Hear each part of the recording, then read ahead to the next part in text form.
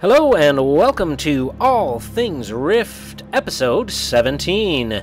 That's right, episode 17 is finally here, and why? Because this is Tuesday, November 6th, 2012, and well, there's absolutely nothing special going on at all on this Tuesday, but it is 1 week away from Rift's expansion, Storm Legion. The official launch is Tuesday, and I'm taking a brief look at some of the things in Storm Legion right now, which basically amounts to the new zones.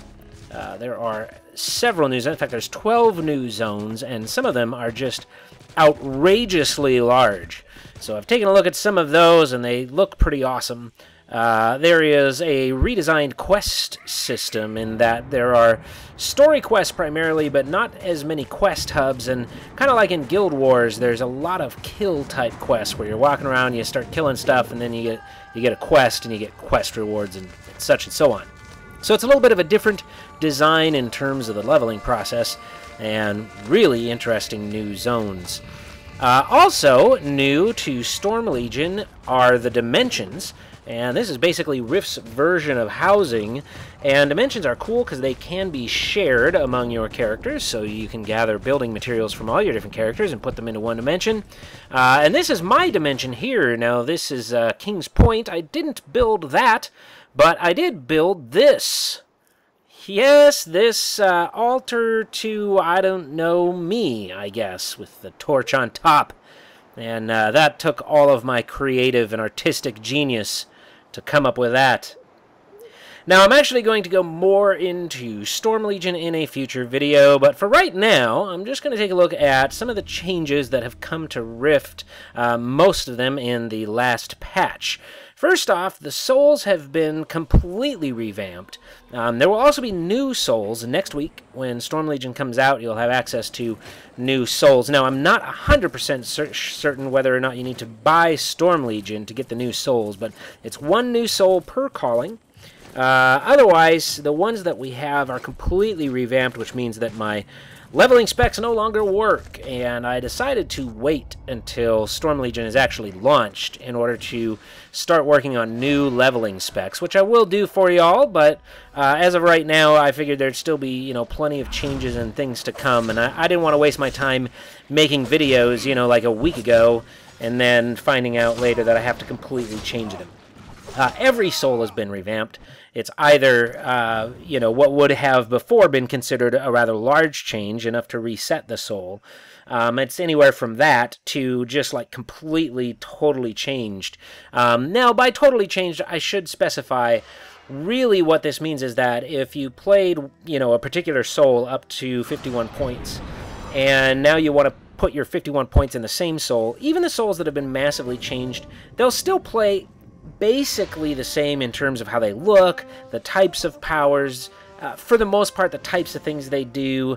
In other words, like the changes shouldn't interfere with any of your role playing or how you imagined your character to be or anything like that. For the most part, they stay within certain design techniques, I guess I'll say.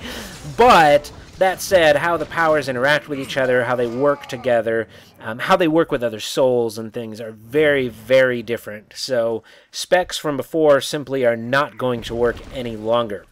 Now we are getting new levels.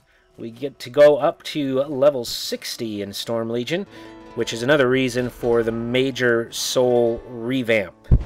Now, the nice thing is these souls aren't changed into unrecognizable structures like they were with World of Warcraft. How many times did we who play Warcraft have to get used to entirely different soul structures? It's not that type of thing. The souls still function the same, and there's a lot of familiarity in them, but they have been redesigned enough to wreck any specs you might have used before. That said, I like the changes. In all of the souls that I play so far, I've been pleased.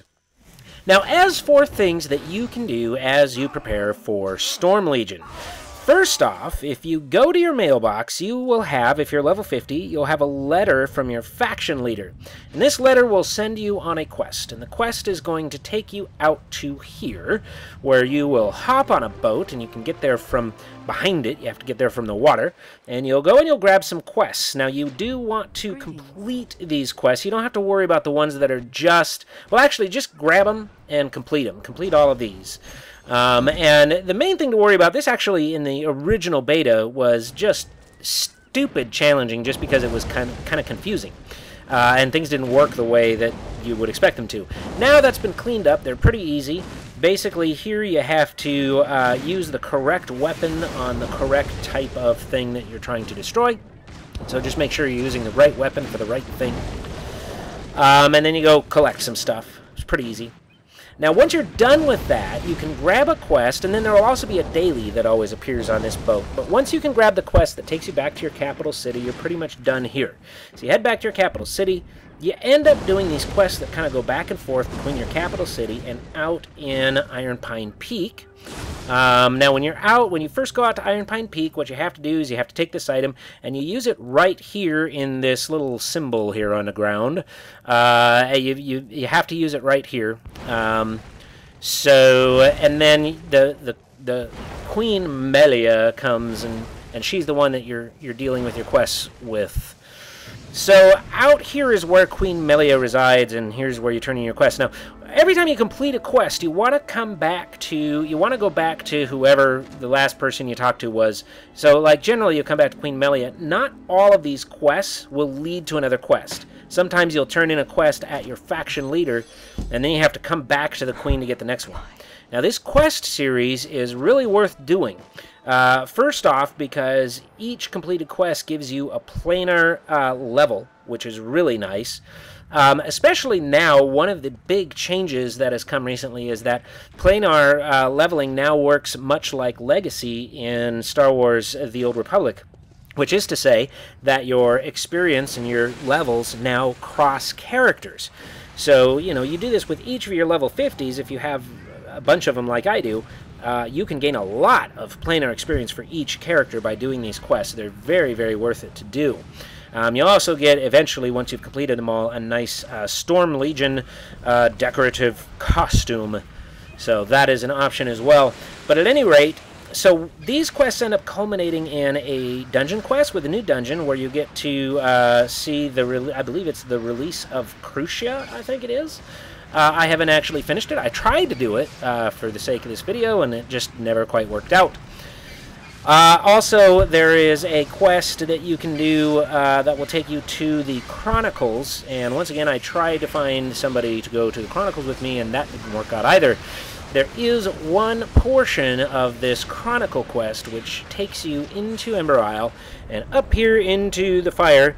And as far as I know, this is a pure and total suicide portion of this quest. You're trying to get that red crystal down there. And basically the easiest way to do it is hop on your mount, run, jump, land right next to it, collect it before you die. And again, though, it's well worth it. These quests do have excellent rewards. It's worth it to do these quests. And so I highly recommend it. One quick and easy death is not such a bad thing to deal with. All right, another thing that you can do while you prepare for the Storm Legion is this new instant adventure in your capital city. And this is going 24/7. It's all the time. And especially with the recent server merges, there are always people doing this. And let me tell you, if you have a character that you're trying to level, this is the absolute best way to level right now. You can gain so much XP, so much Planarite, and don't even get me started about the amount of platinum for lower level characters that you're earning while you do this. Very, very well worth it to do this and level, especially if you have the XP boosts, the potions and such that come with time played in the game. Now, of course, this will get a little boring after a while, because even though it's great fun, and there is a lot of variety within this instant adventure, after about an hour, you are going to start repeating the quests over and over and over again. So, assuming that the instant adventure gets really old for you, the second best way to level right now is still Soul Searchers Leveling Guide. And if you go to soulsearchersguide.com, you can purchase the guide right now. In fact, if you enter the coupon code YouTube, one word, YouTube, you can get 20% off the price of the guide. So head on over to soulsearchersguide.com if you're trying to level one of your characters quickly to prepare for Storm Legion. That is a good place to go. Unless you don't mind redundancy, in which case, really, truly, the instant adventure right now in your capital city is a spectacular way to get it done. So that's it for this edition of All Things Rift. Next time, I'll be taking a look at the Storm Legion expansion itself, and very soon we'll be updating leveling specs for all callings, so keep an eye out for that. And thank you very much for watching, and have a great day.